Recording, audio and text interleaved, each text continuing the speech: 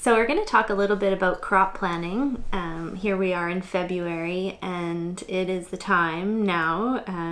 Some people even start earlier in January, but it's the time to start thinking about what you want to plant and where it's going to go. And so I'll show you some of the things that I use. Sometimes I'm a bit more of an intuitive gardener, or allow things to grow in the garden if they've self-sown in there, and so it's not always what it's going to be on the paper, but it's good to have a guide. One of my main food gardening teachers, Linda Gilkinson, she always says to start your garden planning with thinking about where your winter vegetable crops are going to go. And so that's good to keep in mind, because oftentimes your summer crops, they can take up a lot of room, and then they go late into the season, into September or later, and there's not often that window to plant your winter veggies. So make sure you leave space or know where those winter veggies are going to go. Another thing that's super important is to make sure that you practice crop rotation. Now, a lot of people don't do this, but if you're gardening in the same place over and over again, you can build up different pests and disease. And so it's super important to make sure you rotate. Some vegetable families are more important to do this with. So like alliums, onions, garlic, that kind of thing. You want to make sure that you're rotating those. Tomatoes and potatoes, you wouldn't want to plant those in the same spot year after year. So here we are. This is our backyard garden here. And so we've kind of labeled each bed. Now we have more than 4 beds. 4 is kind of, what you're aiming for. If you have 4 small raised beds, that's really good, because you want to rotate your crops at least with 4-year intervals in between. So the beds are labeled A1, A2, A3, and so that would be 3 sections of bed A. And then I've put in what I want to grow in that bed. And I'm not worried too much about crop rotation this year, because we've just taken everything out of our garden beds and lifted them up another layer in terms of the raised bed. So we put another layer on and added a whole bunch of new soil. So when that happens, kind of like we're starting from scratch again.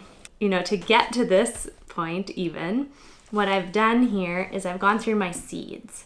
And I see what I have from the past few years of, ordering seeds or swapping seeds or saving them. And I go through those and see, what do I want to grow this year?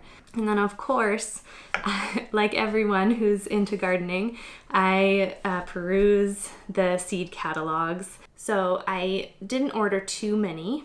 I mean, I did, but not too many.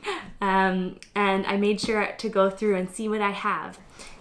If you have seed from last year or even a couple of years ago, it will still be good. It doesn't go bad as long as you keep it, moist free. Another amazing tool that I really recommend, even if you don't buy their seeds, but you can also, is West Coast Seed Catalog. This is free. You can order it and they'll send it to you, or you can go to any garden center and they will have this.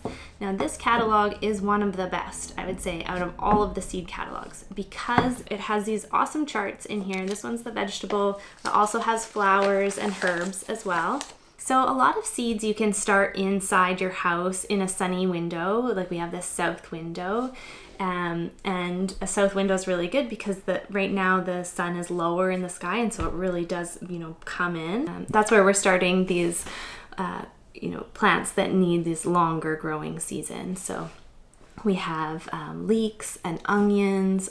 Onions can take like 120 days before harvest, so it's important that you start them from seed early. I also started fava beans, and I have some in our greenhouse as well.